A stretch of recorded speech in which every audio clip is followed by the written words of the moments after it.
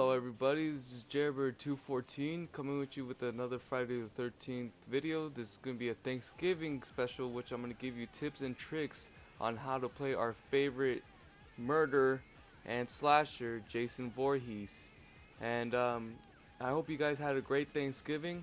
I hope you guys are grateful for what you're grateful for, and hopefully you had a great day with your family and friends. So, without further ado, let's get right into it.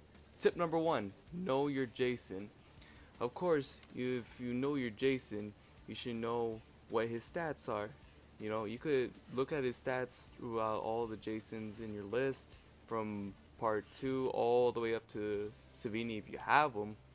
So, for example, you could check out on part 3 where his strengths would be he could run, he has weapon strength, he has grip strength, but his weaknesses are stun resistance, sense, and stalk. Whereas part 8 Jason, his strengths are water speed, destruction, stalk, and his weaknesses are sense, and he can't run, and also he has no grip strength.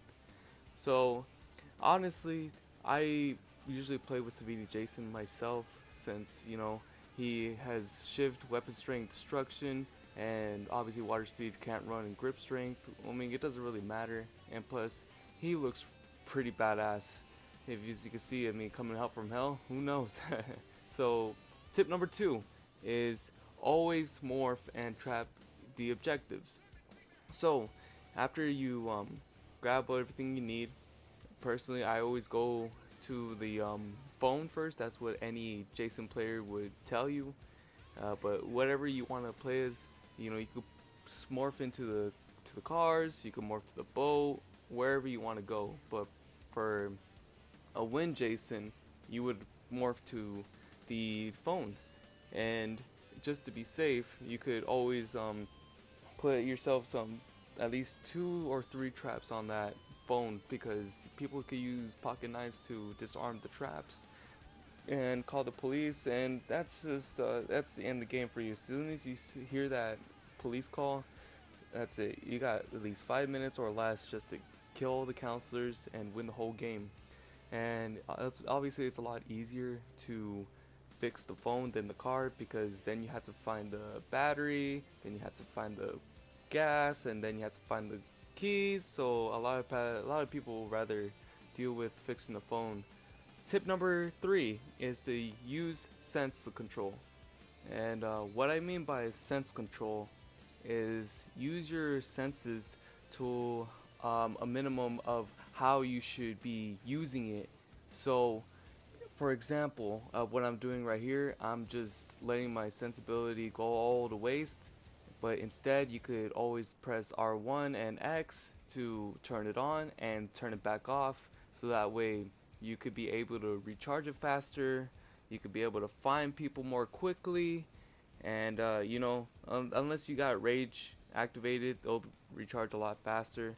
And of course, there's going to be a couple of people using stealth perks, and which counters your sensibility, but eventually you will see them, and because for some reason, I guess the perks always have a limit or something, and you could see them, and what you do, go for the shift grab or whatever you like to do, and go ahead and go for the kill. So tip number 4, it's going to be rage burst spam.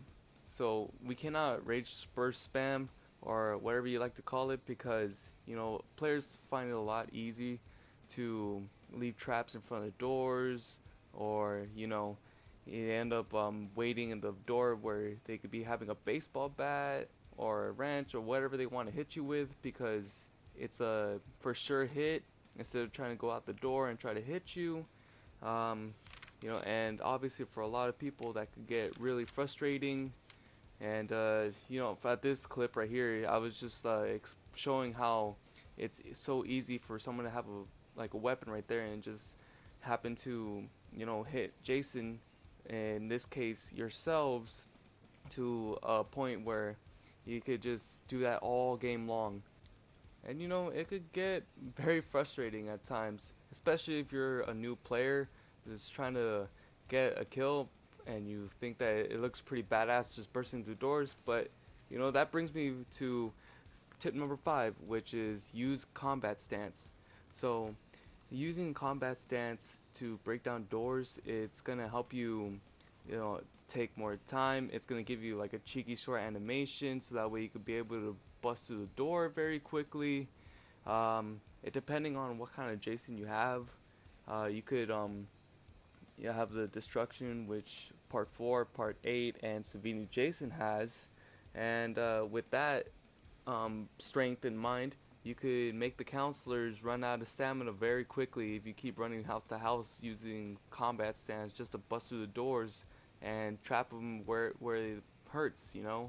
And it'll save you much more time. You could go find more counselors, do more murder sprees, whatever you like to do. All you gotta do is just hold that combat stance and just hit it once, twice, even 3 times, and you'll be able to get it.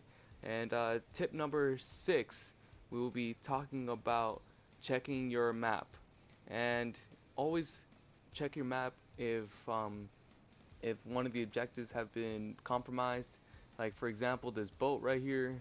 Obviously, the boat, when people turn it on, you can't hear it being turned on, but you can hear somebody mess up on the boat parts like the gas and the propeller. But I don't know.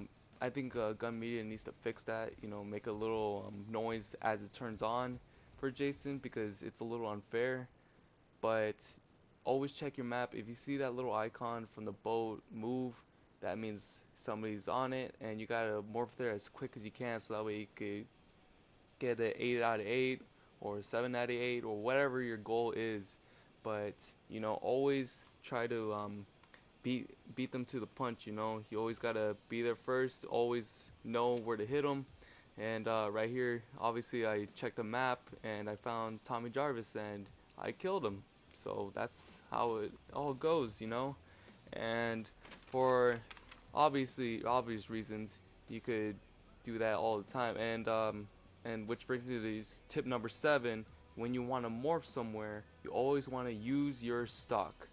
Okay, and people, obviously, this perk right here, or this ability, stock, is probably one of the most powerful um, abilities that Jason has, because it can hide you. Okay, which it could people can't hear you, people can't listen to your music, people won't even know you are near them, not even close. And this is actually great for catching people by surprise as they're repairing um, batteries, gas, or the phone. And also, like drowning people on the boat. And it's also a great ability to jump scare people. I mean, if you do enjoy jump scaring people, I highly recommend it. Tip number 8 is to use the fastest kills. And what I mean by the fastest kills is it's that whenever you're around a car or a main objective that multiple people could get away from. So like for example here, a group of people wanted to escape in the 4-seater, and I had to pick up this Tiffany and had to choke her out to get that fast kill so I could get this Kenny guy who was trying to start the car, and I had to choke him out. And eventually, this he obviously rage quits, but you get the gist of it. You pull out one by one until all of them are pretty much dead, or at least some of them run away. But that helps on your thing so much, especially if you're really trying to get them away from your objectives, because you could just go boom boom, you're already on their tail, you're already on the other guy's tail. You want to be there as quick as possible. Let's see, tip number 9, we're going to be talking about stocking up on some throwing knives. And obviously, throwing knives are essential in the game.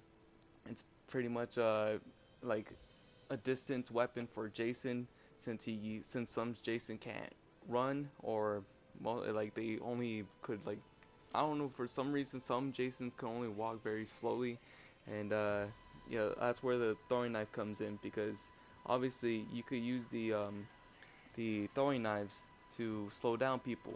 So as an objective player, always grab those 2 throwing knives that are on your shed, and then whatever comes along from your objective journey, that's when you get more throwing knives, because you could slow them down, you could do it while they're running, you could do it while they're jumping through windows, and you could do it even if they're cheating. Because in this game, there's a lot of cheaters and a lot of people that will do anything to try to not get killed by Jason, especially by really good Jason players. Like in this clip right here, I was on the Jarvis house, in that one glitch house right there. That's where I saw a guy right there, and then I went for the kill, and then boom. And the last tip right here is to slash Tommy Jarvis. And well, obviously, since the last update we had for Tommy Jarvis, he could spawn in with pocket knife and med spray. And that's bad for all the Jasons now, since it's so bad enough to get pocket knife all the time, especially from the most OP character in the game, because technically Tommy Jarvis is the only character that could kill Jason, and he could give you a run for his money. He could annoy you, like smack you with a baseball bat, shoot you with his gun. He'll do anything to piss you off or get your attention or whatnot. And if you go ahead and slash them, you won't have that problem. And plus, enemy counselors will get damage as well. And plus, you'll get like a cheeky 10 points for killing him by butchering him. And that's going to be the last tip. And for a bonus tip, we're going to talk about shift and dodge. And obviously, with shift and dodge, you could basically shift and dodge shotguns. You could shift and dodge flare guns, and you could basically shift through traps. And that's going to conclude our video today. I would like to thank everybody that watched it. If you loved it, please like and subscribe and comment down below. And I would also like to give a shout out to my boy H2O Boy 13 for helping me make this video. I will put his channel in the description below. And without further ado, this is Jerbear214, and I'm signing out. Thank you. Bye.